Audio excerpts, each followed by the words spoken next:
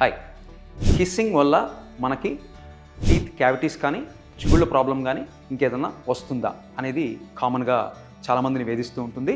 ఇక్కడ నేను చెప్పేది ఏంటంటే కిస్సింగ్ ముందు కానీ తర్వాత కానీ మనం కొన్ని జాగ్రత్తలు పాటించినట్టయితే మన నోట్లో ఉండే చాలా బ్యాక్టీరియా ఉంటుంది, bad and good bacteria.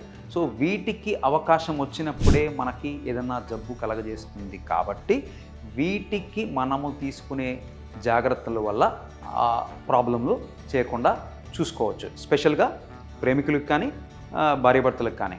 So నేను చెప్పేది ఏంటంటే దానికి ముందు బ్రషింగ్ అండ్ మౌత్ వాష్, లేకపోతే అయిపోయిన తర్వాత చక్కగా బ్రషింగ్ అండ్ మౌత్ వాష్ చేసుకోవడం ద్వారా మనకి కిస్సింగ్ ద్వారా ట్రాన్స్మిట్ అయ్యే బ్యాక్టీరియల్ ఇన్ఫెక్షన్స్ అవి రాకుండా చూసుకోవచ్చు.